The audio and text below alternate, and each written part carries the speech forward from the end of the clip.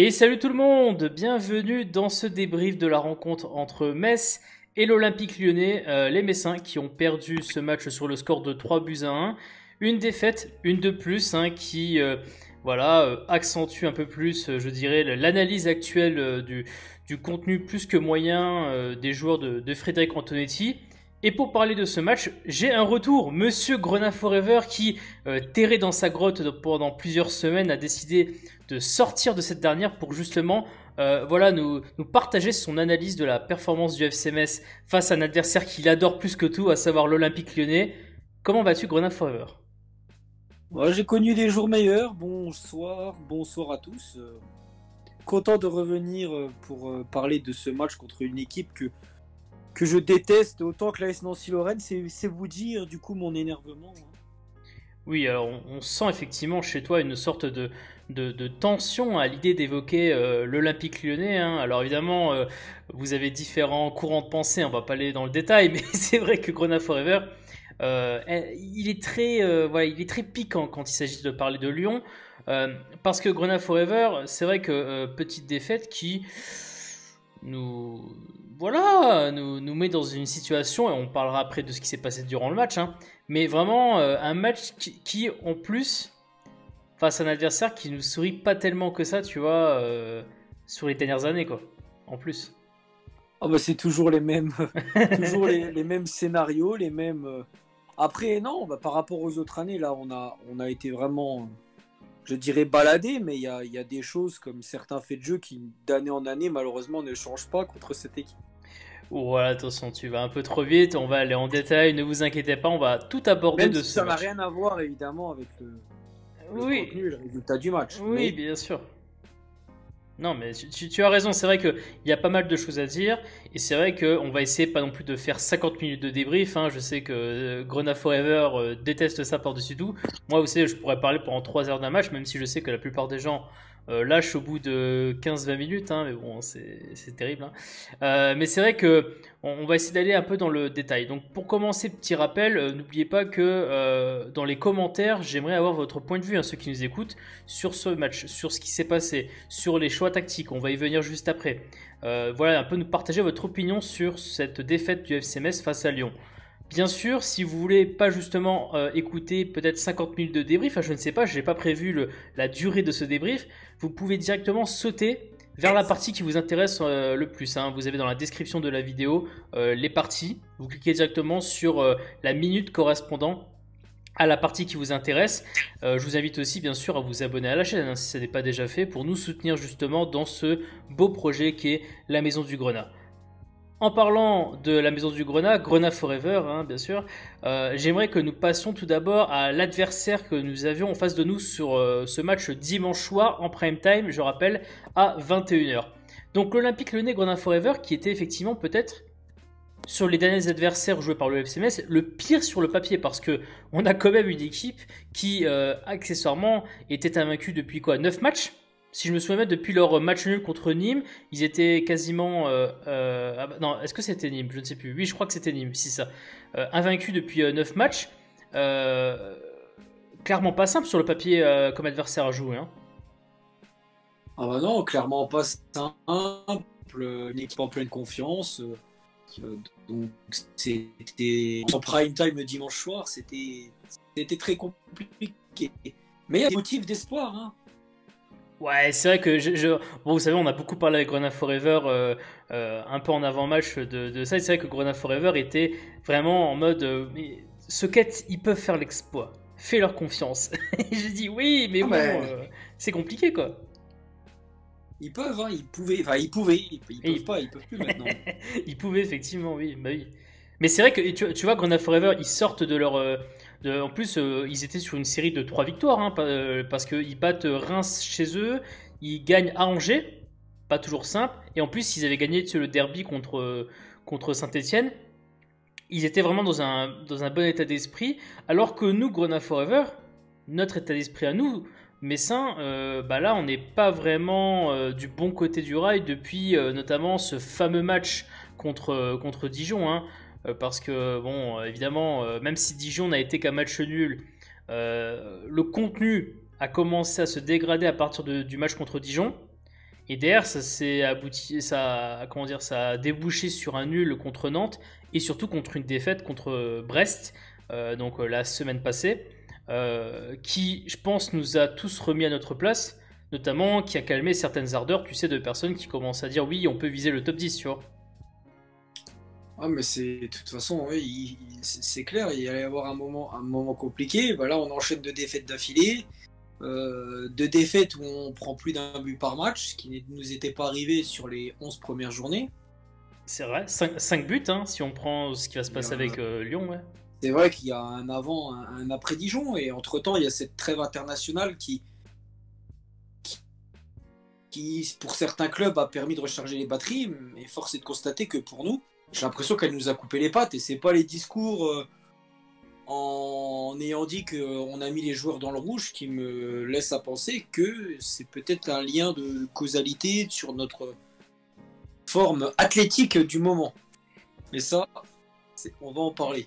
Oui, c'est vrai que tu fais un peu mention notamment des absents côté Messin qui pèsent sur les derniers résultats, hein. Ça, je pense que c'est l'un des facteurs importants.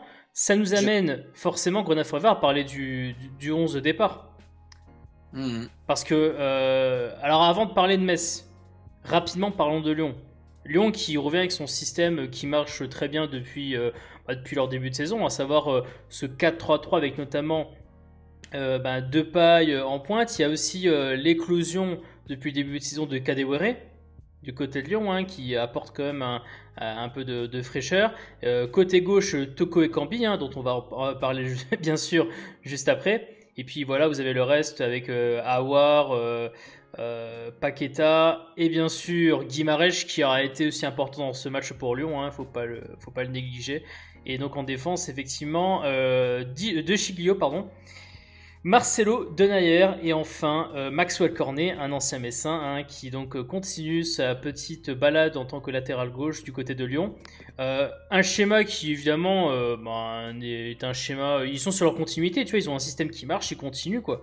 Ils vont pas faire comme nous en disant ouais, allez, on peut prendre l'adversaire de haut, tu vois. Ils continuent.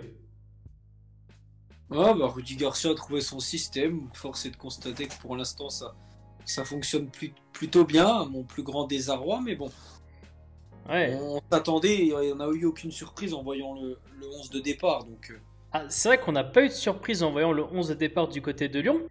Alors que du côté de Metz, alors là, grande surprise, alors là, on était un peu circonspect de voir les changements réalisés parce que, hypé.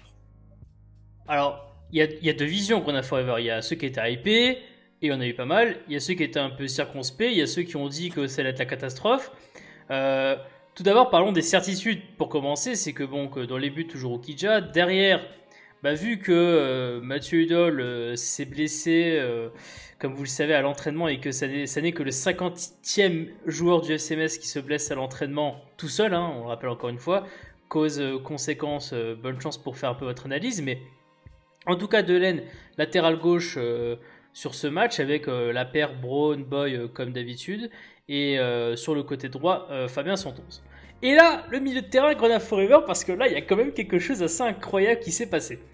Parce que nous savons donc que Maïga allait revenir de son absence, hein, tu vois, il fallait quand même le dire. C'était un retour qui était souhaité, vivement, très très attendu. On se disait bien que forcément Angbon allait certainement être dans ce milieu de terrain. La question qu'on se posait, c'était qui est le troisième. Parce que certains avaient dit tout simplement que avec le retour de Chipembe, qui était à nouveau une solution envisageable, on aurait pu avoir un Maïga en poste de numéro 6, Angbon Chipembe. C'est vrai que l'autre question, peut-être aussi, c'était peut-être de voir Wagner commencer le match, pas le finir. Et ça a bien été dit par Frédéric Antonetti. Un peu comme ça avait été envisagé notamment lors du match contre Brest, hein, tu sais, son placement un peu excentré gauche, tu vois, dans le schéma hybride. Et finalement, on a Matarsar. Alors nous, quand on voit Matarsar, Grenade Forever, on se dit, écoute, c'est nickel. Bon, très bien. Maïga va jouer en 6, Angbon va jouer milieu relayeur. Moi, j'étais Ouais, hypé par cette compo. bien sûr. Mais attention, on était hypé par la compo sur la liste. C'est-à-dire qu'on voit Matarsar, on dit ok, Matarsar, bien sûr, oui. il va jouer milieu avec à vocation offensive, tu vois, parce qu'il a des qualités offensives, donc très très bien. Et là, et je me souviens que je sais pas, c'est sur Téléfoot où il montre le 11, tu sais, il l'affiche sur l'écran, et on voit Matarsar en numéro 6. Et on se dit, ouais, allez, c'est bon, Téléfoot, ils ont encore fait une bêtise, comme ils ont fait des milliards quand il s'agit d'afficher des compos du FCMS.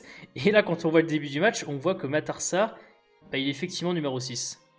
Et alors là, on se dit, ouh là là là là, qu'est-ce qu'il nous fait? Qu'est-ce qu'il nous fait? On va en parler de son match après.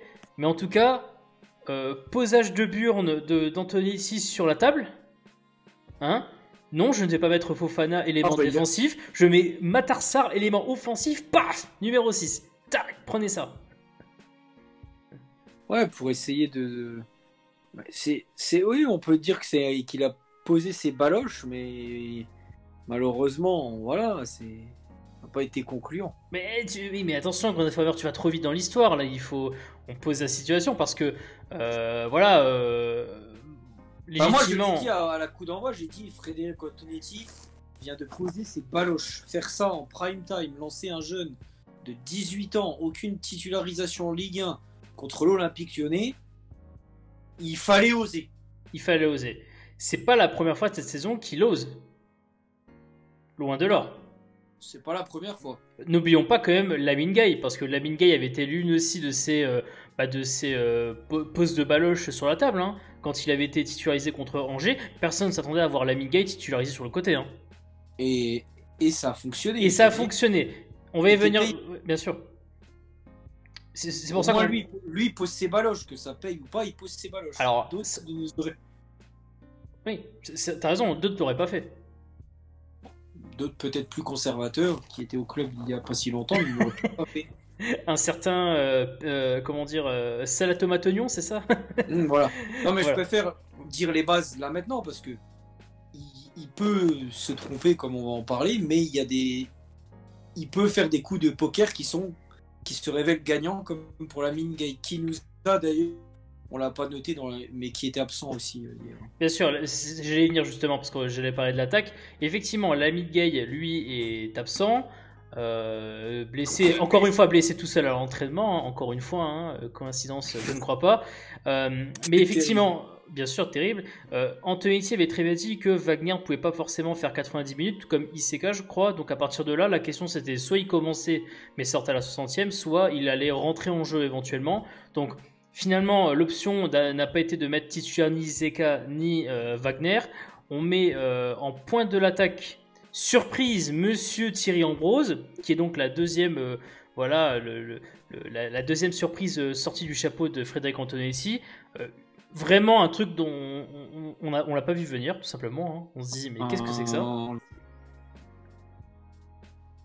non, on l'a pas vu venir, et surtout à un poste de numéro 9. Surtout un poste de numéro 9, alors que je vous rappelle que très très loin dans la pré-saison, hein, on parlait d'Ambrose comme étant le numéro 2 à la pointe de l'attaque derrière Ibrahima Niane. Hein. Et finalement, il est rentré un peu sur le côté lors de certains matchs. Et là, il est lancé en tant que joueur de pointe. Les autres joueurs offensifs, OpenGate, qui donc cette fois-ci est sur un côté, le côté gauche.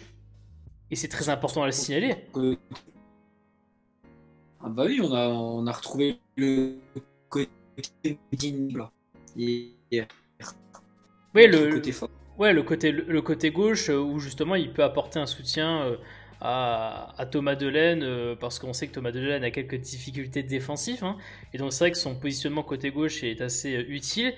Farid Boulaya qui quant à lui est toujours un peu cet élément créateur qui va essentiellement être en grande moyenne dans l'axe du terrain, libérant ainsi le côté droit. Et donc on revient, Grenade Forever, à cette formule du 4-3-3 hybride qui ressemble plus à ce qui était le cas avant notamment l'arrivée de Lamine Gueye, tu sais, sur le côté droit, et qui fait plus référence à ce qui s'est passé l'année dernière surtout, où justement quand on mettait l'hybride en place sur le terrain, on voulait plutôt libérer le côté droit, d'accord, en mettant personne sur l'aile droite et en mettant OpenGate sur le côté gauche. Au final, c'est ce qui s'est passé contre Marseille, si je me trompe pas, c'est-à-dire que contre Marseille, N'Gate était sur l'aile gauche davantage, Niane était en point de l'attaque et l'aile droite était laissée libre, tu vois, par C'était, je sais plus si c'était Angban ou Maïga qui était posé, je crois que c'était Maïga d'ailleurs, qui était mis. C'était Maïga. Ouais. Après, Marseille, Boulaya joue quand même beaucoup sur le côté. C'est ça, oui. Donc forcément, on revient un peu à ce qui s'est passé contre Marseille. Voilà. Marseille et Lyon, on pouvait se dire que finalement, le rapprochement entre les deux matchs était un peu facile à faire pour Antonetti. Donc il a finalement mis un système qui ressemble à ce qui s'est passé contre Marseille. Tu sais, sur le papier. La seule différence, c'est la présence non défensive au poste de numéro 6, puisque c'est pas Fofana qui est en numéro 6, mais c'est donc Matarsar, l'une des surprises lancées par Frédéric Antonetti. J'aimerais, Grenade Forever, que nous passions, si tu veux bien, maintenant qu'on a fait un peu tout l'aspect tactique, sur les faits marquants du match. Parce que les faits marquants du match nous amènent forcément à parler des buts marqués par les deux équipes, surtout de Lyon, hein, qui nous a quand même pas mal embêté sur les actions réalisées. On parlera aussi d'autres faits de jeu, bien évidemment. Mais avant de parler de buts, Grenade Forever, il faut aller à la 7ème minute de jeu. Qu'est-ce qui se passe à la 7ème minute de jeu? Opa Nguet sur le côté gauche, qui décide de se lancer dans un 1 contre 1 avec De Sciglio, et finalement fait plus que passer De Sciglio, il passe carrément la présence défensive de Lyon, et se fait tacler, ou plutôt stopper, pour être plus précis, à l'intérieur de la surface. Penalty sifflé contre Lyon, donc pas penalty pour Lyon, indiscutable, hein, même si certains Lyonnais commencent à dire ouais, machin, truc, bidu chouette, truc. Non, je veux dire, il n'y a même pas de débat à avoir. Aucun Lyonnais n'a contesté d'ailleurs. Oh, il y avait des petits bras levés, mais bon, c'était très, on va dire, tu sais, c'était un petit peu, on va dire, voilà quoi, absolument pas justifié hein, cette réaction, mais en tout cas, c'est vrai que De Sciglio réussit pas à stopper Nguet. Par contre, c'est Marcelo, je crois, qui stoppe Nguet dans la surface. Penalty sifflé contre Lyon, et là, Boulaya prend la balle. Et c'est vrai que, petit rappel, Grenade Forever, mais le match contre Nantes, si je me trompe pas, Boulaya avait commencé à prendre la balle, c'est parce qu'on pensait qu'il allait tirer le penalty. Finalement, il donne la balle à Iseka qui tire le penalty et qui va le mettre d'ailleurs. Et là, Boulaya prend sa responsabilité de tirer un penalty. Et autant vous dire que ceux qui ont suivi l'histoire de Boulaya avec le FC Metz se souviennent très très bien que c'est très compliqué les penalties et Boulaya. Hein, c'est un couple qui ne marche pas. Et malheureusement qui ne marche pas là non plus, puisque le tir de Boulaya, qui est tiré à la droite d'Anthony Lopez, est arrêté par Anthony Lopez. Et alors là, forcément, plusieurs choses nous viennent en tête, Grenade Forever. Tout d'abord, bis repetita de ce qui se passe contre Dijon. Quand on regarde quand on joue des équipes comme ça, des choses et des pénaltys, on n'a pas le droit de les rater. Bien sûr. C'est que Boulaya prenne ses responsabilités, étant donné la forme étincelante qu'il a en ce moment. Il est dans un bon mood. C'est le parallèle, malheureusement, il va être fait parce qu'il a raté ses 3 derniers pénaltys. Sauf que ces 3 derniers pénaltys, ne l'oubliez pas, il les tire alors qu'il est le bouc émissaire un peu du club. Il a un peu la tête dans le sac. Il savait pas arranger ses affaires. Là, il est dans une forme étincelante. Opa Nguet venait de rater le dernier pénalty contre Dijon. C'est vrai. Il a laissé tirer Iseka pour la confiance pour qu'il puisse marquer. Là, c'est notre créateur. C'est un gros match. Moi, dès que j'ai vu le penalty, je savais qu'il allait le tirer. Oui, alors certains pouvaient dire est-ce qu'il allait peut-être passer la balle à Ambrose, vu qu'Ambrose avait un temps de jeu famélique et peut-être qu'il aurait pu décoincer un peu Ambrose, tu vois. Donc après, j'arrive pas à dire s'il c'est un bel arrêt ou s'il est mal tiré. Écoute, moi franchement, alors encore une fois, la zone où il va la chercher, j'ai quand même l'impression que Lopez fait quand même un bel arrêt parce qu'en plus il la gobe vraiment. Et il anticipe. Mais encore une fois, Grenade Forever, ce que j'expliquais à certains, c'est que quand Lopez anticipe ce côté droit, je veux dire, à un moment donné, il faut juste que vous vous intéressez un peu aux statistiques sur les pénaltys. Je crois, si je ne me trompe pas, que la plupart des tireurs de pénalty pied droit tirent en grande majorité à la droite du gardien. Et d'ailleurs, c'est pas pour rien que justement, quand Boulaya, au moment où il y a un contact, il y a le contact du pied de Boulaya vers la balle, tu vois que Lopez a déjà décidé de partir à droite en fait. Si vous regardez à nouveau le penalty, Lopez il sait déjà qu'il va partir à droite. Donc, entre guillemets, si Lopez avait anticipé dans l'axe sur le côté gauche, on n'aurait pas eu ce débat de genre ouais, Boulaya il a peut-être mal, il a pas mis assez d'angle à sa frappe, tu vois, pour qu'elle touche le ras du poteau, plus de puissance ou plus de lucarne, peu importe, tu vois ce que je veux dire. Et donc c'est vrai que pour moi c'est juste Lopez qui anticipe le bon côté, en gros, mais le choix d'anticiper ce côté-là n'est pas, enfin, entre guillemets, si, tu vois, genre, j'ai presque envie de dire, si Boulaya choisit le côté gauche de Anthony Lopez, j'aurais eu encore moins de critiques à lui faire à Boulaya sur son penalty. Parce qu'il aurait choisi un côté qui est absolument pas naturel pour les gardiens, tu vois. Face à un droitier en tout cas. Après, en plus, la frappe est pas forcément appuyée, mais ça me fait chier pour lui parce que mais bon, c'est un fait de jeu, c'est comme ça. Malheureusement, il l'a raté. Je lui jetterai pas la pierre. S'il y en a qui lui jettent la pierre, bah écoutez, tant pis pour vous, hein, franchement. Non, non, et pour moi, clairement, alors c'est ça, c'est que franchement, dessus, c'est compliqué quoi. Après, certains m'ont dit oui, mais regardez, je sais plus, je crois que c'est Marcelo qui rentre dans la surface avant que Boulaya tire. Bon, les gars, c'est pas ça qui empêche, c'est pas ça qui pousse Lopez à plutôt choisir le côté droit que le côté gauche. Voilà, il faut pas chercher d'excuses à ce niveau-là. Enfin, ça sert à rien quoi. Nous, à l'époque, déjà, on s'était scandalisé des histoires de penalty sifflés contre nous pour ces genres d'histoires d'entrée de surface. Hein. Si on commence à rentrer dans ce jeu-là, c'est juste que voilà, Lopez a anticipé le bon côté. Et voilà, c'est tout. Voilà, il n'y a pas de débat à avoir là-dessus. Maintenant, ce qui se passe Grenade Forever dans cette histoire, donc, c'est que le penalty est raté. Bis repetita, je le disais, par rapport à ce qui s'est passé contre Dijon. 10 minutes plus tard, premier but de nos amis lyonnais, avec justement Guimarães qui fait une excellente passe pour Toko Ekambi. Je vous invite bien sûr à voir le résumé parce que moi j'ai le résumé sous les yeux où je regarde en même temps que je vous parle pour justement un peu vous donner des indications sur ce qui s'est passé. Mais donc passe superbe de Guimarães, je sais, dans le dos notamment des milieux de terrain messins qui étaient redescendus. Je pense bien sûr à un joueur comme Angban, Matarsar et surtout aussi Opangat qui est aussi sur le côté gauche. Et effectivement, Toko Ekambi qui reçoit cette passe de Guimarães et Toko Ekambi qui réussit à redresser au dernier moment avant que la balle sorte en 6 mètres.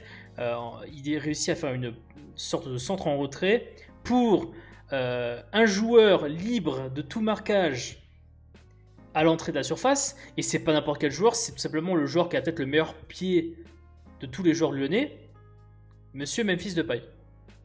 Memphis Depay qui, sans contrôle, reprend la frappe. But sur le côté droit d'Alexandre Oukidja, 1-0 pour Lyon.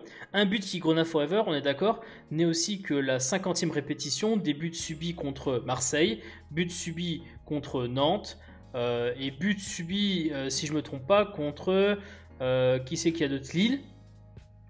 Lille, c'est un but similaire aussi, c'est une sorte de passe en retrait où les défenseurs messins applique la stratégie de la défense de zone, mais en fait en ne couvrant personne. C'est-à-dire qu'il se moque complètement du positionnement des joueurs lyonnais. La balle, elle est près de la ligne de sortie de but. Ils courent tous comme des malades vers, tu sais, la mini surface de réparation des 6 mètres.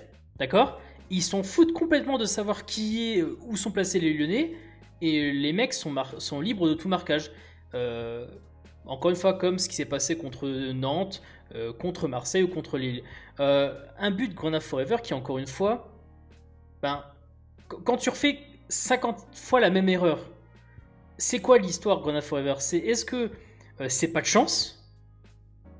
Est-ce que ça n'est qu'un détail ? Parce que j'en ai vu certains peut-être dire qu'on prend ce but et que ça n'est qu'un détail sur une action. Ou est-ce que quand tu subis 50 fois la même erreur, ou quand tu fais 50 fois la même erreur, c'est que vraiment t'es un peu idiot. C'est quoi ton analyse toi, sur ce but ? C'est un mix des trois. Je pense que c'est la limite de la défense en zone. Je sais pas si c'est les consignes de Frédéric Antonetti de défendre en zone sur ce genre d'action. Honnêtement, connaissant le personnage, ça m'étonnerait. Attends, c'est quand même la 50e fois que ça arrive quand même. Et sous sa direction. Hein. On parle pas de la direction de Vincent Ognon. Hein. On parle de Nantes, on parle de Marseille et Lille, c'est Le problème, Ognon. c'est que Ouais, ces actions-là contre Nantes, ça, c'est quand même des actions qui sont isolées, mais malheureusement, ces actions isolées amènent toujours un but. Mais c'est ça en fait. Mais en fait, pourtant, on a des joueurs qui ont quand même de l'expérience derrière. C'est quand même aussi un manque de communication, je pense, parce que les défenseurs centraux, voyant que les milieux reviennent un peu comme des dératés dans l'axe, il y en a quand même un qui peut dire au moins, et surtout là hier, un Matassar qui était un peu perdu, fais attention, derrière, il va y avoir quelqu'un en retrait. Je lui tirerai pas la pierre. Que Angban ou Maïga ne disent pas à Sarr qu'il y a Depay qui est en retrait, ça m'inquiète aussi un peu. Ou Delaine, qui aurait pu le dire aussi. Delaine étant collé à Nguet, étant un peu perdu là, encore une fois, parce que les deux se regardent comme des cons là. J'en veux même plus à Opa Nguet qui au début de l'action, je le vois revenir derrière Delaine, je dis putain, mais il se fout de ma gueule. Alors, tu sais quoi? Il a même aidé Thomas Delaine à défendre. Alors, jusque dans les. Exactement. Il se fait prendre dans le dos, quand même. Alors, moi, non, oui et non, parce que il faut que tu. Encore une fois, je vous invite à vraiment revoir l'action parce que quand tu me dis ça, Grand Forever, j'ai fait être d'accord avec toi et j'ai revu l'action. C'est plus compliqué que son a l'air. Parce qu'en fait, si vous regardez bien, la passe que fait Guimarães, elle prend pas Opengate dans le dos parce que Opengate, il est en marquage d'un joueur qui est sur le côté gauche qui n'est pas Toko Ekambi. Toko Ekambi, au moment où Guimarães va amorcer sa frappe, il est au niveau de Matarsar. Et en fait, quand Toko Ekambi prend la profondeur, ben, on peut dire que techniquement c'est Matarsar qui le lâche, mais aussi on peut dire que Delaine qui décide de coller Memphis Depay parce qu'en fait Memphis Depay sort en fait de l'alignement offensif des Lyonnais avant que la passe soit amorcée par Guimarães et Delaine le suit. D'accord ? Il reste pas en place et donc comme il suit Memphis Depay, Thomas Delaine, il laisse un trou dans son dos et c'est ce trou que va exploiter Toko Ekambi. C'est pour ça que quand tu me dis que Nguet c'est plus Nguet qui est en tort. Pour moi, je trouve que c'est absolument pas Nguet qui est en tort. Nguet, il est en marquage individuel sur un joueur qui est sur le côté gauche qui n'est pas Toko Ekambi. C'est pas Toko Ekambi qui est collé à la ligne de touche Grona Forever. Tu vois ce que je veux dire et donc, c'est là où, pour moi, la responsabilité de cette passe un peu dans le dos, elle incombe. On peut dire Matarsar, parce que Matarsar, entre guillemets, Toko Ekambi passe dans son dos et il fait pas attention, mais on va en parler après, mais c'est vrai que Matarsar est un peu balancé dans ce système alors qu'il a jamais joué en 6 et qu'entre guillemets avoir je dirais des qualités défensives notamment d'anticipation de déplacement adverse, c'est pas forcément ce qu'on attend d'un joueur qui à la base, je vous rappelle, était plus vu comme un milieu à dimension offensive. Je dirais que c'est plus Delaine pour moi qui est gênant. Après on va peut-être me dire aussi John Boy parce que John Boy peut anticiper la course de Toko Ekambi. Et Braun coulisse sur Dembélé, pas sur Dembélé, sur Kadewere, pardon, qui est dans l'axe, tu vois. Tu vois ce que je veux dire? C'est-à-dire que moi aujourd'hui, je suis pas d'accord avec toi, c'est pour moi Nguet, il est pas fautif sur ce but, quoi. Il peut pas être fautif en fait. J'ai bien beau regarder dans tous les sens, Grona Forever, il peut pas être fautif sur ce but. Il est en marquage individuel sur un mec qui n'est pas. C'est pas Toko Ekambi, hein, je rappelle, hein, le joueur qui est tout à gauche près de la ligne de touche. Hein. C'est pas Toko Ekambi. Hein. Tu vois, donc.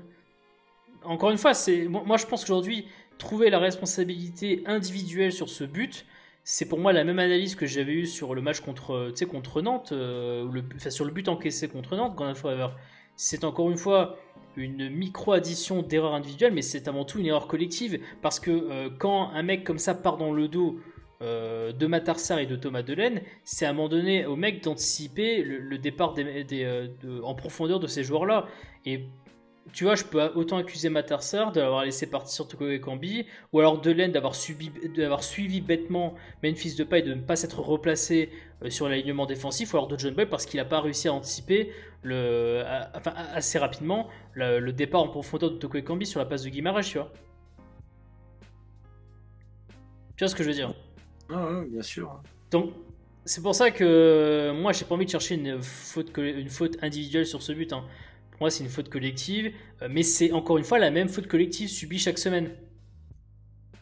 Et donc, à un moment donné, il va falloir comme se poser une question. C'est-à-dire que. Oui, mais il va falloir comme se poser une question qu'on a forever. Si tu subis chaque semaine la même erreur, À un moment donné, j'imagine que quand tu fais la review des matchs, tu vois 5 fois la même erreur.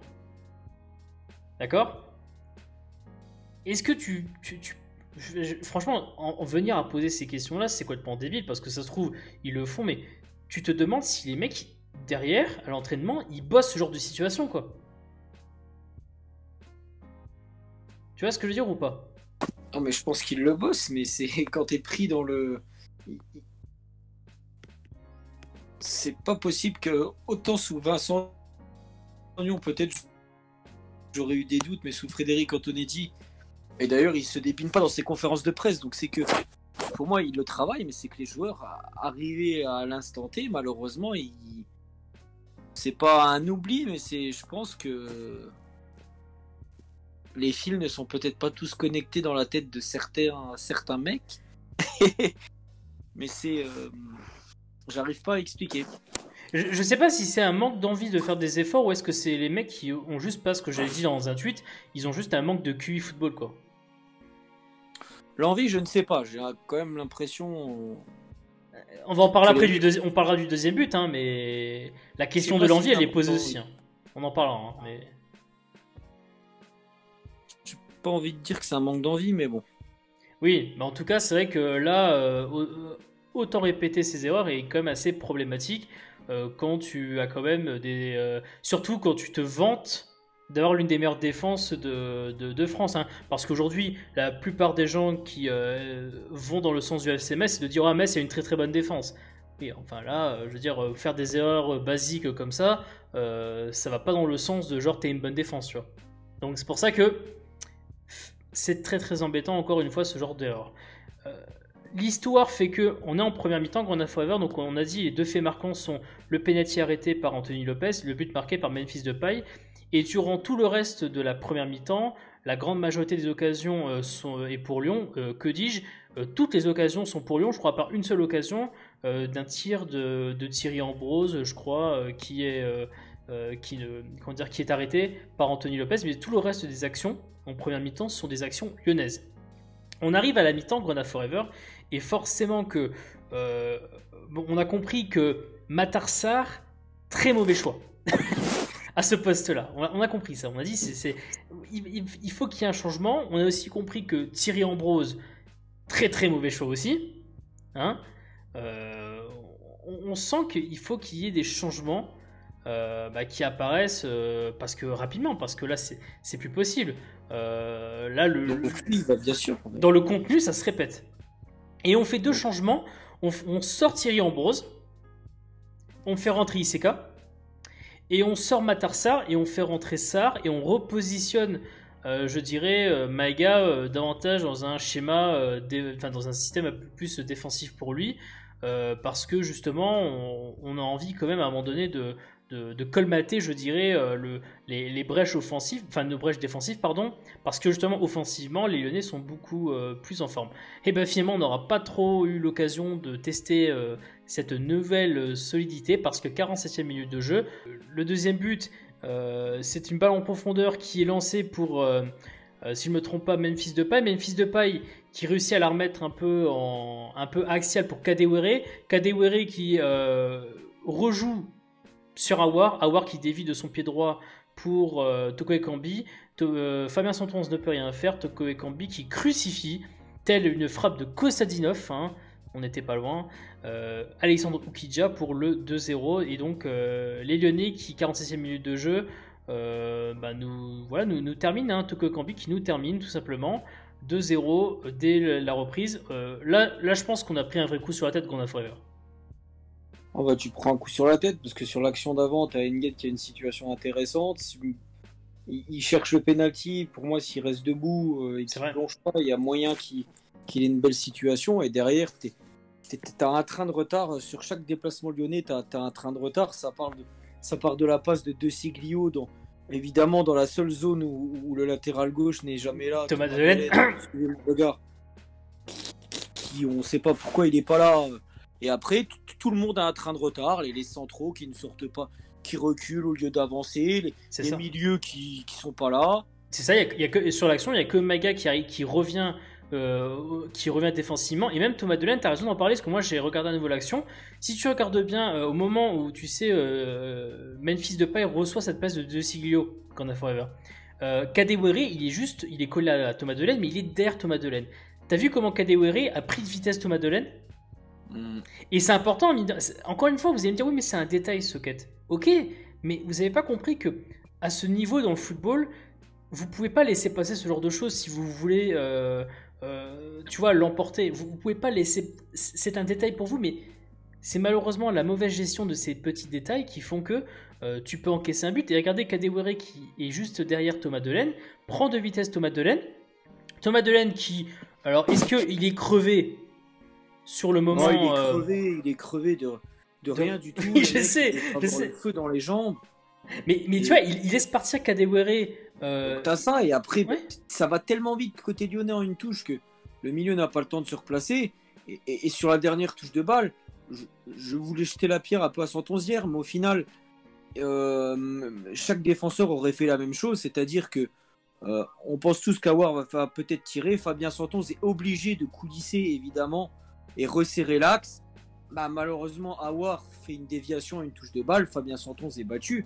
Mais ça, c'est comme ça. Mais Santon, je lui en veux pas sur cette action parce qu'il est obligé de coulisser. C'est le jeu, malheureusement. Tu es obligé de défendre l'axe à ce moment-là, quoi. Ouais, et par contre, moi, il y a un truc qui me gêne, parce que j'ai encore regardé les buts. Que l'ailier droit ne soit pas revenu ou le milieu excentré droit. Alors ça, peu de gens en parlé. Chipembe, il faut qu'on en parle, parce que là, il est en retard sur le retour défensif. On va en parler sur le troisième but. C'est pareil, hein. C'est pareil à Grenade Forever. Là, il est en retard sur le repli défensif. Maïga est le seul milieu de terrain qui fait le repli défensif pour essayer justement de colmater la brèche. Mais encore une fois, genre, après, on va me dire, mais pourquoi est-ce que ils n'arrivent pas à revenir à temps? Moi, j'ai expliqué dans un tweet que le problème principal observé sur Metz depuis notamment le match de Dijon, c'est que nos lignes sont beaucoup trop étirées horizontalement. Ce qui fait que quand vous avez l'adversaire qui est trouvé au niveau de nos centraux, comme nos centraux sont vachement éloignés des milieux de terrain, les milieux de terrain n'ont pas le temps de revenir sur les centraux pour aider. Et donc on arrive à ce cas de figure que certains ont très bien expliqué, en disant on a l'impression que Metz, en attaquant, ils sont en infériorité numérique, et qu'en défendant, ils sont aussi en infériorité numérique. Bah oui, parce que comme les lignes sont tellement étirées à Metz, horizontalement, les milieux de terrain sont trop loin des attaquants pour les aider offensivement, et les milieux de terrain sont trop loin des défenseurs quand les défenseurs sont mis sous pression par les attaquants adverses. Et là, tu vois très bien sur le deuxième but, Chipembe, il est à 50 bornes de la ligne défensive de Metz sur le retour. Il y a Komaga qui revient. Et oui, alors après, on va me dire, est-ce que le déséquilibre de base, il est possible parce que ton latéral gauche, il est beaucoup trop haut et qu'en plus, le latéral gauche, il se fait prendre dans le dos en accélération parce que Kadewere à Grenade Forever peut pas faire la déviation qu'il fait à Aouar s'il prend pas de vitesse comme il le prend Thomas Delaney, hein. Parce que l'histoire là, c'est que comme Delaney est vachement haut Grenade Forever, c'est qui doit intervenir sur Depay qui justement, tu sais, reçoit la balle un peu excentré gauche? C'est John Boy. Et John Boy, il est pas au niveau de, tu sais, près de Kadewere quand la balle est déviée de Depay pour Kadewere. Parce qu'il doit s'occuper de Depay avant. Mais c'est ça, moi je tire pas, moi les centraux, je ne leur tire pas la pierre, ils ont déjà tellement de boulot. Si en plus il faut s'occuper de récupérer les erreurs de guignols qui sont pas capables de prendre leur machin. Moi, John Boy hier finit le match sur les rotules, hein. Heureusement qu'il est là. Ouais, avec son compère, parce que le score est beaucoup plus lourd. Moi j'ai l'impression aujourd'hui que les défenseurs, et notamment les centraux, sont absolument pas aidés. Ils sont pas aidés en fait. Je me revois le match contre Saint-Etienne, où pourtant on n'a pas le ballon. Saint-Etienne, à partir de la 25e minute, a le pied sur le ballon. Et pourtant, j'avais un sentiment de sérénité qui pouvait rien nous arriver.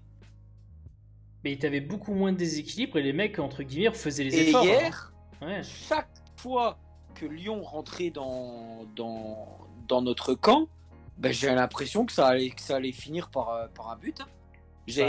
Chaque action lyonnaise dans le camp messin, j'avais peur de prendre un pion. Bah, dès la 47e seconde de jeu, hein, c'est vu, hein, tu vois, genre la Alors, il première y a entrée, beaucoup de pareil. paramètres, je sais pas comment l'expliquer. Je, je sais pas qu'est-ce qui, depuis 4 matchs, fait que Moi, j'ai une petite qu'on réponse. est, qu'on est beaucoup moins solide. Euh, J'ai une petite réponse. Après, il y a un mix des choses. L'absence de Vincent Pajot évidemment n'est pas l'élément peut-être prépondérant, mais il y a quand même, ça fait quand même beaucoup déjà. Son absence se voit quand même grandement. Le fait de changer sur les 4 matchs, de mettre déjà 3 systèmes différents sur les 4 derniers matchs, ça n'aide pas aussi. Et puis, Et, le côté et gauche, sur les quoi. 4 derniers matchs, tu n'as jamais le même trio au milieu de terrain. Ouais. Et ça, beaucoup de gens l'oublient parce que sur la série qu'on fait,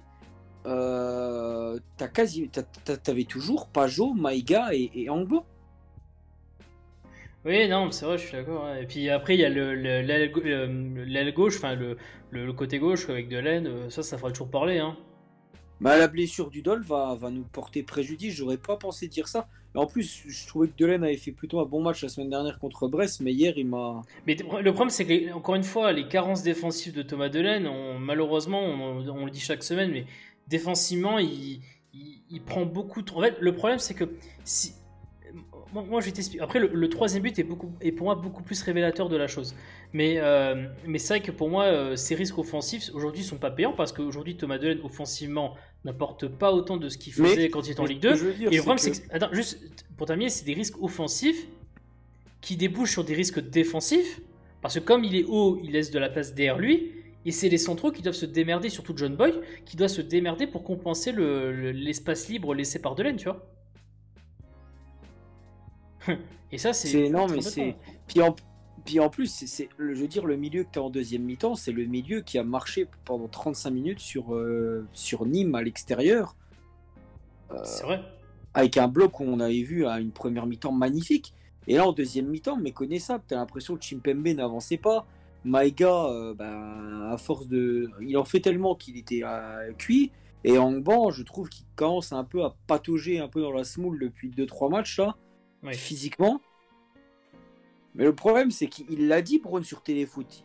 Il a dit on est une équipe qui. On a déjà du mal à marquer des buts, mais notre solidité faisait qu'on était une équipe qui pouvait viser un peu plus haut. T'es Et sûr. comme il le dit hier, il a dit le problème, c'est que dès qu'on commence à être moins solide au milieu de terrain, ce qui est notre force, eh ben, on devient une équipe très moyenne et qui est vouée à jouer le maintien, et pas plus. Bien sûr. Et tant qu'on ne retrouvera pas cette solidité, on sera une équipe très moyenne. Ça, je suis entièrement d'accord avec toi. Et c'est vrai que, tu vois, justement, ça nous permet aussi d'aller sur le troisième but. Parce que le troisième but, pour moi, c'est vraiment le symbole révélateur du problème, notamment du milieu de terrain. C'est que, regarde ce qui se passe, si vous avez l'occasion. Sur le troisième but, Maïga, qui est en position axiale, qui fait une passe, je crois, alors ça va être pour Iseka. Iseka veut la redonner à Maïga. La balle comment dire, est récupérée par Awar. Et quand Awar amorce le contre qu'on a Forever, d'accord, tu regardes que déjà, bon, les centraux, on va dire qu'ils sont bas. Mais bon, imaginons qu'ils veulent anticiper les courses d'accélération des Lyonnais.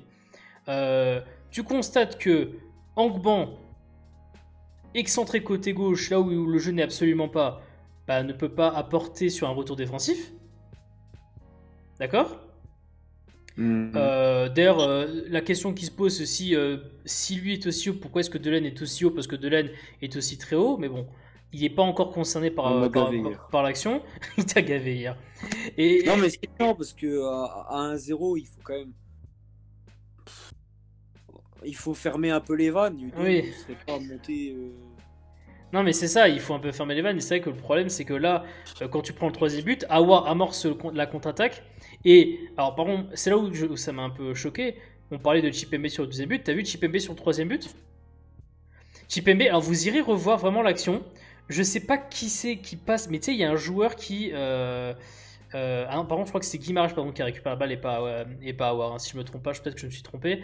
Je vais vérifier quand même parce que pas que je me gourre et je vais certainement, à mon avis, me gourer. Ah non, c'est Paqueta, pardon. Paqueta, par contre, qui a intercepté la balle, pas Aouar. Et je sais pas si tu regarderas le ralenti Grenade Forever, mais Aouar part en course d'élan, il est derrière Chipembe et il passe devant Chipembe, tu sais, en mettant le bras devant lui carrément. Et Chipembe en fait s'arrête de courir. La balle est faite en profondeur de Paqueta pour Toko Ekambi. Brown qui essaie de l'intercepter mais qui est face au but quand il y a la passe, qui tente de faire une manœuvre pour essayer de la stopper. Toko Ekambi qui contrôle la balle face à face avec Ukidja et qui trompe Ukidja.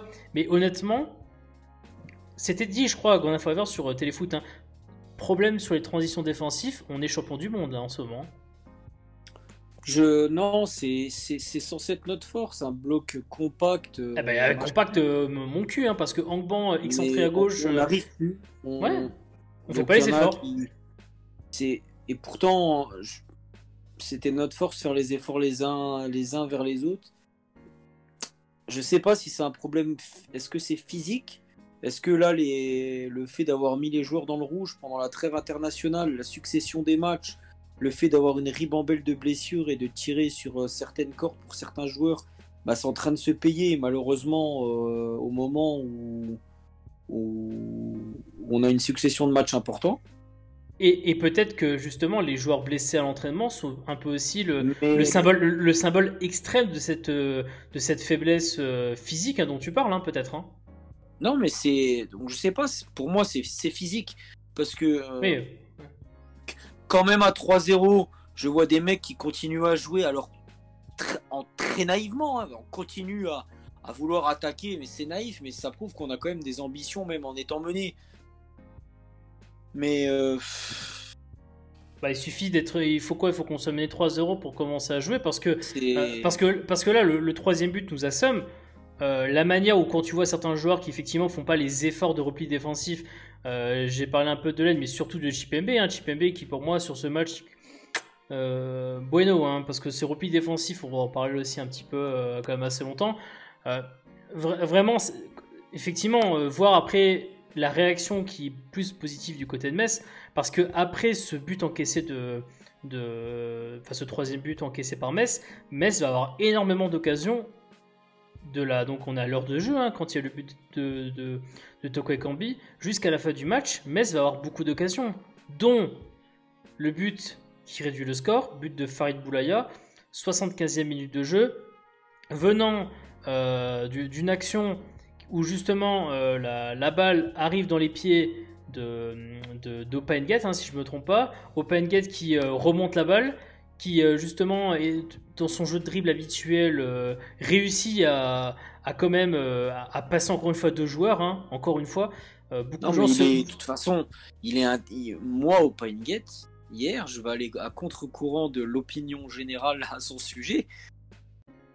Mais il fait un bon match. Moi, je le trouve intéressant, moi. Mais on va en parler. Ça prouve que sur le côté, et je pense que Frédéric Antonetti l'a vu, c'est pas pour rien qu'en mettant Ambrose, il aurait pu le mettre sur le côté comme il avait fait, je sais plus quel match où il le fait rentrer en deuxième mi-temps sur le côté alors qu'il y a N'Gate où ils auraient pu permuter et Ambrose était resté sur le côté, N'Gate devant. Là, on voit quand même que Opa sur le côté gauche, il retrouve quand même de l'élimination surtout. Il élimine tellement des joueurs. On a besoin.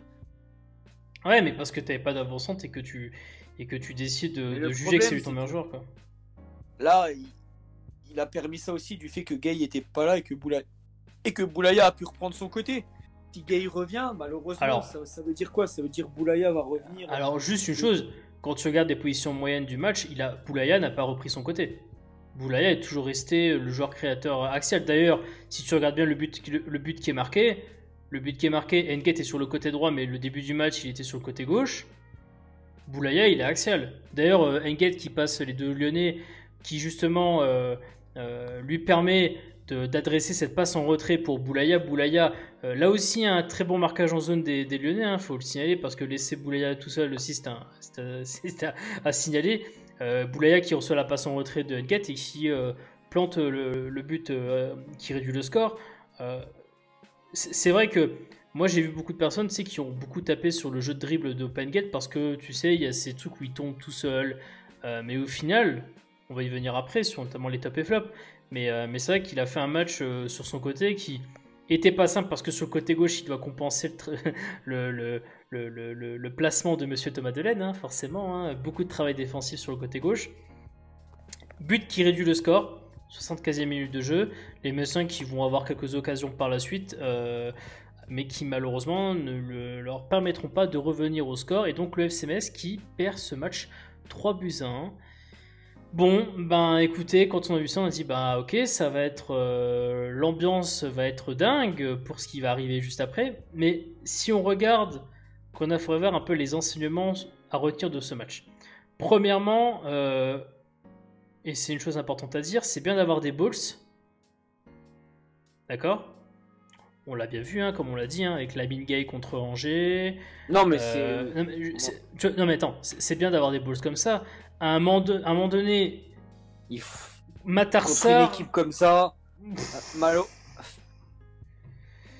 à défaut de faire plaisir aux spectateurs et de porter ses couilles, tant pis si ça ne doit pas faire plaisir aux gens et que c'est un joueur qu'on n'aime pas, il aurait fallu mettre Fofana et puis tant pis.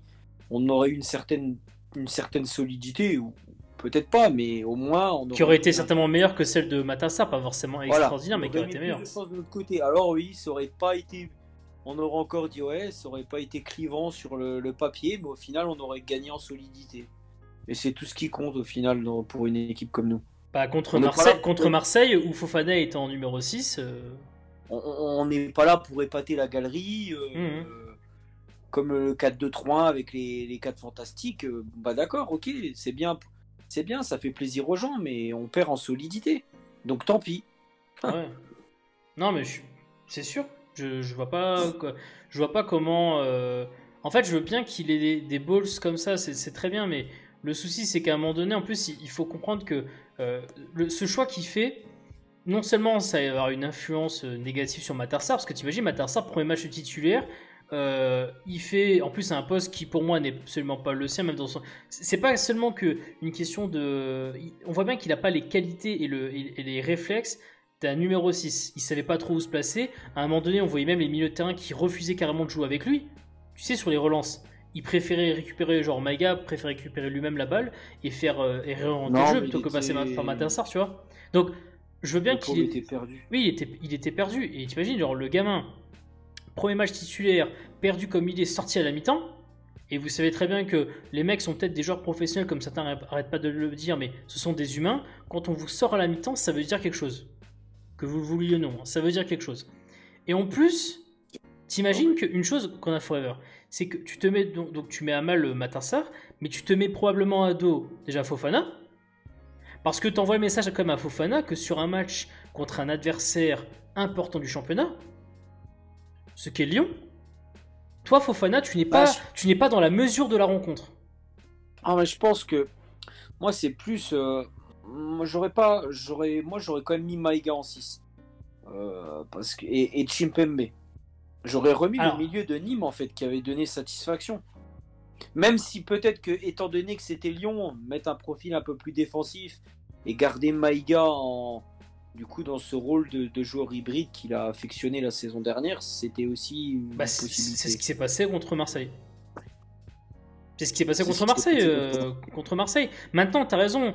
Et c'est où il y a un troisième joueur qui est impacté, c'est Chipembe. Parce que Chipembe, lui aussi, naturellement, avec les absents, on devait se dire que il allait certainement peut-être jouer si Fofana n'avait pas joué. Tu vois, naturellement, il pouvait se dire cela. Il n'empêche que donc forcément, il y a de la déception. Maintenant, quand je vois sa mi-temps où il est rentré en jeu, Chipembe, quand je vois sa mi-temps, Arnaud. Non, c'est honteux.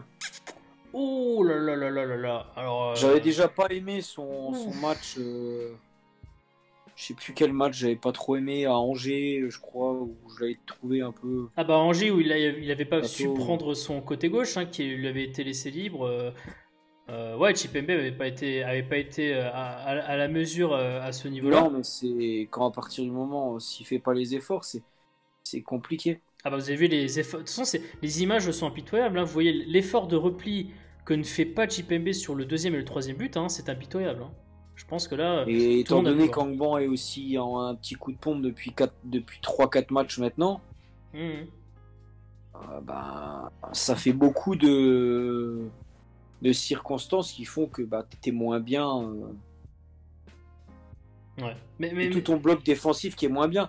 Et sans les centraux que je trouve quand même. je le mets pas dans le même sac parce que je trouve que les deux sont. Je retire mon chapeau. Mais bon, Mais moi, j'ai une petite question, c'est qu'en termes d'autres renseignements, donc vu qu'on a compris que Delaine va jouer titulaire sur l'aile gauche et qu'on voit très bien qu'il y a un problème de déséquilibre, notamment dans la relation. En fait, on voit très bien une chose, c'est que non seulement le côté gauche, on voit qu'on va pas trop pouvoir compter dessus défensivement, on voit aussi que sur le repli des milieux de terrain, on va pas pouvoir trop compter dessus. Moi, j'ai une question, je vais mettre un peu les pieds dans le plat.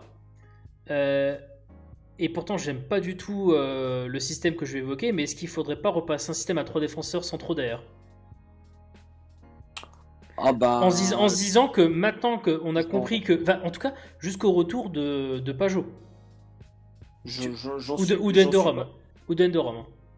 Écoute, j'en suis pas certain, mais de toute façon, malheureusement, cette question ne se pose pas, étant donné qu'on n'en a pas encore parlé et qu'on va y venir parce que ça commence à me bouillonner.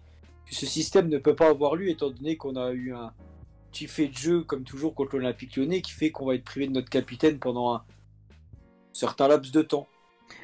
Non, alors Donc, attends. faire un système à 3 derrière, sans le John Boy, ça me paraît quand même compliqué. Ah, mais attends. Autre enseignement, effectivement, mais tu me parles de cette histoire de carton rouge. Donc, pour information, on n'a pas abordé, Non, mais mais parce qu'un euh, système à 3 sans le John Boy, avec Braun et Kouyaté, c'est pour mettre qui avec? la On va pas croix. lancer la croix. Fofana. Ah Fofana. non. Ça fait Bah, trop, si. encore une fois. Non mais la question aujourd'hui la question c'est effectivement on fait référence au fait que Fofana a eu un carton rouge, certainement qu'il n'aura qu'un match de suspension parce que vu l'absurdité de ce carton rouge, je pense qu'ils lui mettront un match plus un avec sursis, mais surtout là Grenade Forever il y a un souci énorme, c'est qu'aujourd'hui on constate que défensivement parlant on faillit aujourd'hui. Juste en tout cas jusqu'au retour de certains joueurs, la question c'est de se dire est-ce qu'il ne faut pas blinder la défense quoi. Parce que, encore une fois, Grenade Forever, que l'on mette 0 but ou un but, ça c'est une tendance qui, à part Lorient, Saint-Etienne et Reims, est la même depuis le début de saison. On sait qu'on est une équipe sur laquelle, et en plus quand on n'a pas Ibrahima Niane, hein, mais on sait qu'on est une équipe qui va pas pouvoir marquer beaucoup de buts. Pour les raisons que l'on connaît. Donc la question qui se pose c'est qu'aujourd'hui, est-ce qu'il ne faut pas blinder la défense? Et parce que, en tout cas, jusqu'au retour d'Endoram et de Pajot, quoi. Ça, c'est la grande question. Et comme n'en ça, sais rien. et comme cela, de toi à moi, par exemple, si tu mets une défense centrale dans le Je meilleur pense pas des qu'il fera ça à Strasbourg, mais. non, non, mais contre Strasbourg, non, parce que là, le message est pas forcément très très bien, mais Moi, je pense qu'il. non, mais ce que je veux dire par là, Mais c'est qu'aujourd'hui, si tu mets une défense centrale avec Boy, Kouyaté, Braun. L'avantage d'un système comme ça, c'est qu'aujourd'hui, un mec comme Thomas Delaine, tu peux lui dire écoute, fais tes conneries que tu fais sur ton côté gauche en attaquant. Au moins, on n'aura pas besoin de compter sur toi sur le côté gauche. Je dis ça Ah, aussi. mais. Non mais je dis ça aussi, Grenade Forever, parce que aujourd'hui, Udol, on sait qu'il ne reviendra pas avant janvier 2021.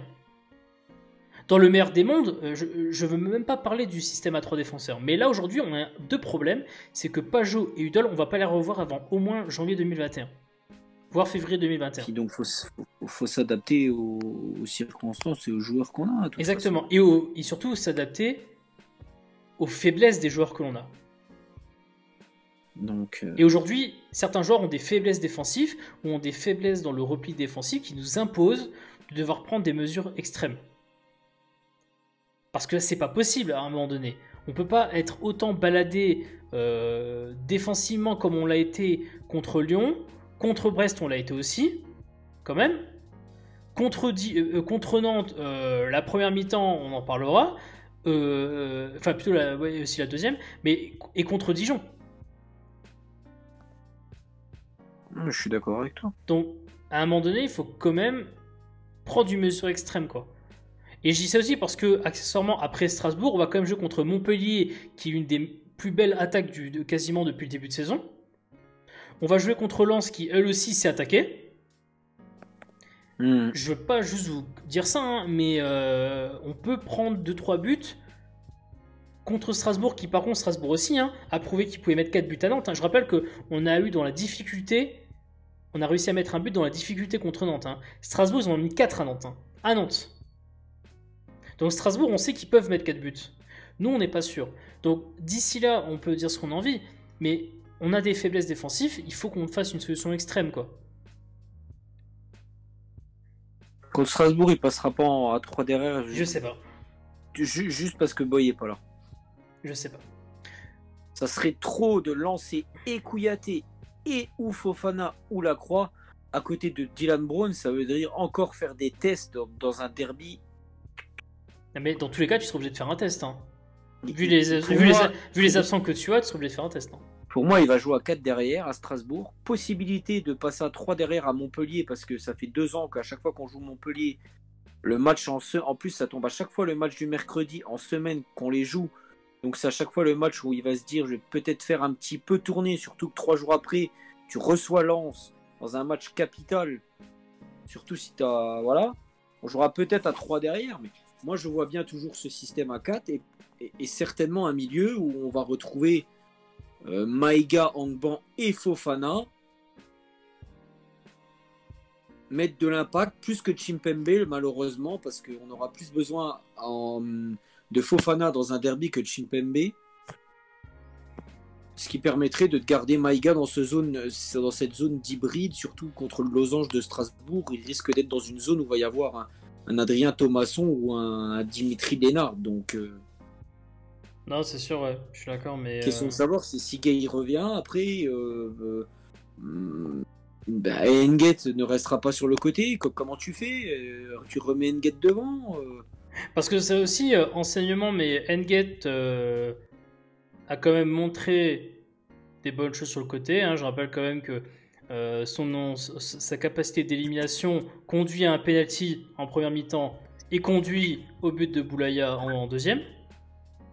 Le seul souci, c'est que maintenant, il faudrait que tu mises vraiment sur ICK sur plus que déjà une mi-temps. Le problème, c'est qu'Enguet sur le côté, en fait, c'est le seul moyen pour qu'il joue sur le côté quand on est Boulaya et Gay, c'est de passer avec un système à 4 offensif. Mais ça, malheureusement, c'est pas possible. Au jour d'aujourd'hui, on est trop déséquilibré. Déjà qu'à 3 hier, on a du mal. Alors repasser à deux milieux purement défensifs, c'est un suicide. Donc malheureusement.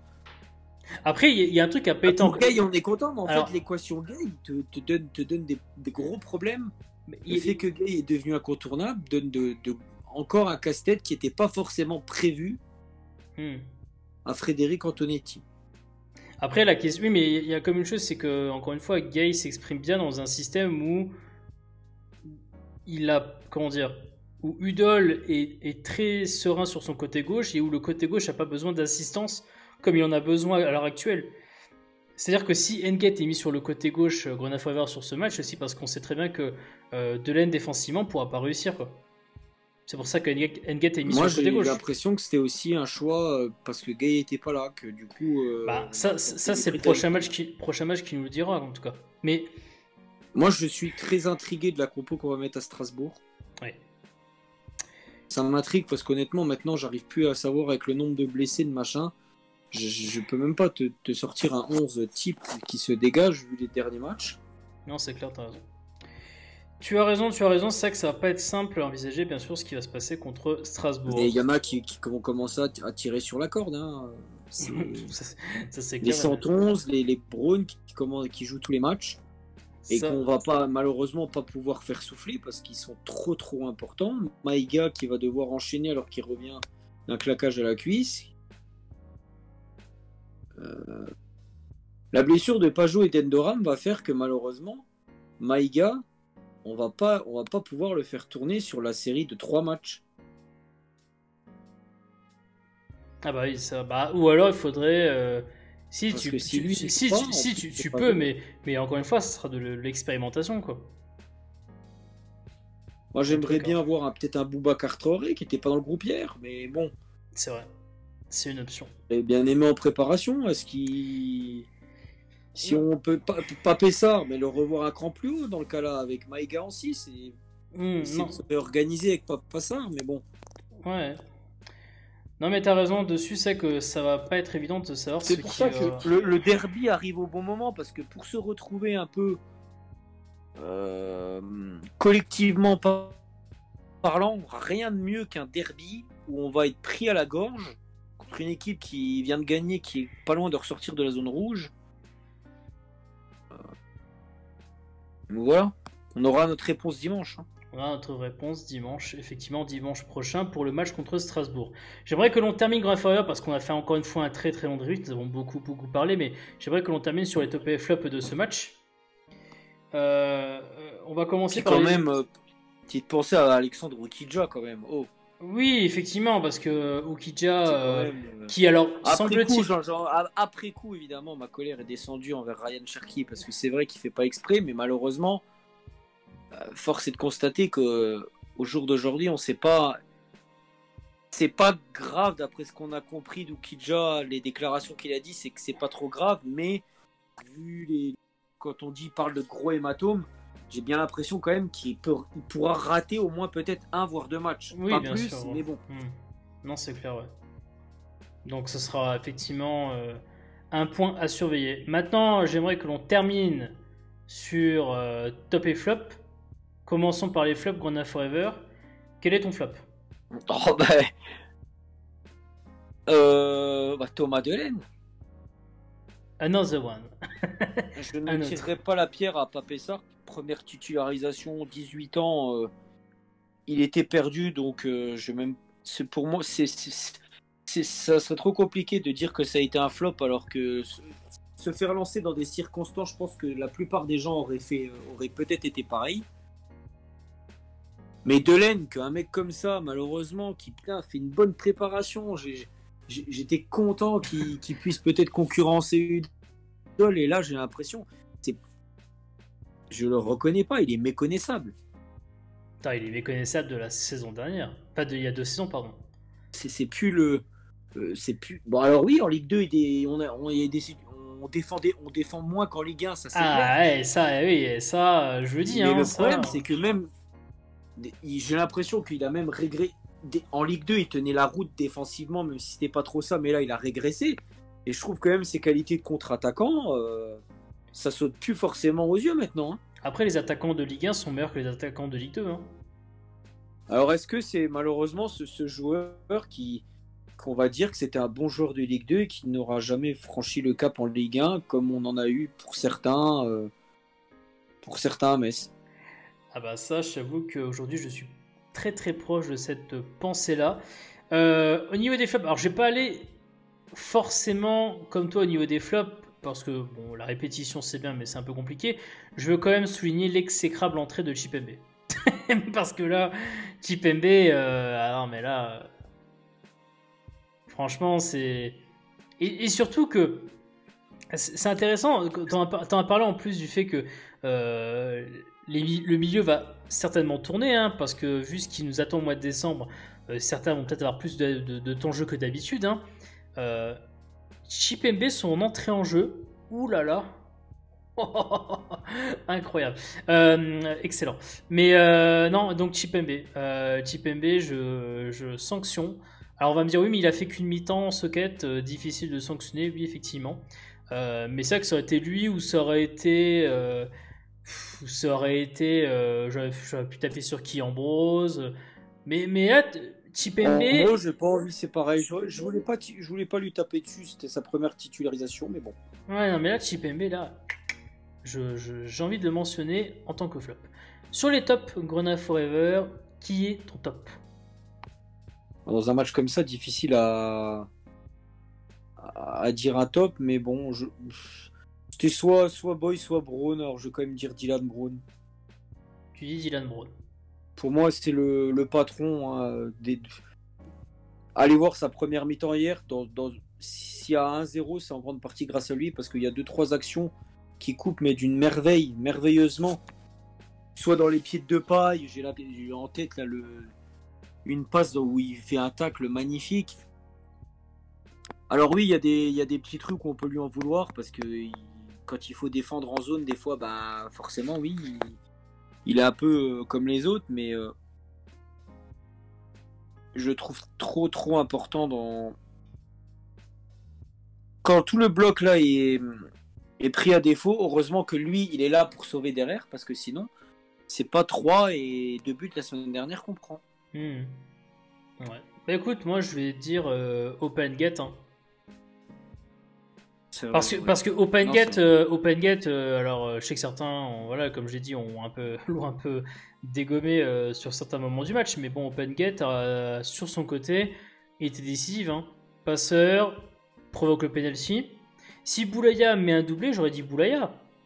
Tu sais, si Boulaya met son penalty, j'aurais dit Boulaya, parce que Boulaya aussi, très très grosse activité de Boulaya sur ce match. Hein. Je veux dire, aujourd'hui, il est encore une fois, et ça c'est tout simplement quelque chose qui se vérifie, hein. Mais c'est encore une fois le joueur qui touche le plus de ballons au FC Metz sur ce match. Hein. Le penalty, ça ne lui a pas. Oui, mais il le rate. Boulaya l'aurait fait plonger, mais justement, ça Oui. l'a pas du tout fait plonger. Il est resté. Non, c'est le maître à jouer. Il est resté dans son match, il a marqué, mais l'ayant raté, ça m'empêche aujourd'hui, tu vois, de le mettre en tant que potentiel top sur ce match. Open Gate, je le mets top parce que pour moi, c'est celui qui a quand même, je dirais, été un peu l'élément où offensivement et en plus, grande nouveauté défensivement, parce que le monsieur avait aussi un travail à faire parce qu'il doit compenser les faiblesses défensives de Thomas Delaine, où il doit des fois redescendre très très bas. Non, à une époque où il faisait que son travail défensif et où il n'était pas décisif offensivement, c'était une critique. Hein. Tu sais, hein, on le savait très bon défenseur, mais offensivement, on ne voyait pas son apport. Là, sur ce match, on l'a vu son apport. Penalty provoqué et passeur décisif pour Boulaya. On va bientôt finir ce live, juste pour dire 2-3 mots donc, sur le prochain adversaire du... Pourquoi je dis ce live, ce débrief, bien sûr. Pour parler bien sûr du prochain adversaire, donc Strasbourg. Strasbourg qui nous attend alors ça va être quoi? C'est donc le 13 décembre à 15h à l'extérieur. Derby très compliqué. Derby qui, si on le gagne, peut-être redonner du souffle. Si on le perd, peut plonger le FC Metz dans un état d'esprit absolument exécrable. Avant, bien sûr, l'amorçage, je dirais 3 jours plus tard, de cette série de matchs tous les 3 jours, hein, avec Montpellier, Lens et Rennes. Autant vous dire que ce match est très important parce que c'est le début de cette fameuse période dont on a un peu parlé, notamment dans la vidéo sur le calendrier, de cette période de 4 matchs en 10 jours, dont 3, je rappelle, qui auront lieu à l'extérieur. Strasbourg, Montpellier et Rennes. Donc c'est une période très importante qui va être amorcée avec ce déplacement à Strasbourg. Pour les éléments un peu tactiques, on a déjà beaucoup parlé sur les enseignements du match. Un Grand Forever, notamment toi, tu as quand même donné beaucoup d'informations sur ce qu'on va peut-être avoir au cours du match contre Strasbourg. Donc tout simplement, ça va être un duel à mort, hein, bien sûr, entre les deux adversaires du Grand Est, bien sûr. Match que l'on va suivre attentivement et que l'on va bien sûr débriefer 1 ou 2 jours après, bien sûr, comme d'habitude. Merci Grenade Forever d'avoir fait ce débrief en ma compagnie. Merci à toi. Pour les autres, ceux qui nous écoutaient, vous bien sûr, dans les commentaires, je vous attends. Votre opinion sur ce match, ce que vous avez aimé, pas aimé, vos top et flop, n'hésitez pas, j'attends vos top et flop bien sûr dans les commentaires. N'hésitez pas aussi à vous abonner si ce n'est pas déjà fait pour nous soutenir, pour soutenir la chaîne. Je vous remercie d'avance à ce sujet-là. Portez-vous bien sûr. On se retrouvera bien sûr pour le débrief du match contre Strasbourg. À la prochaine.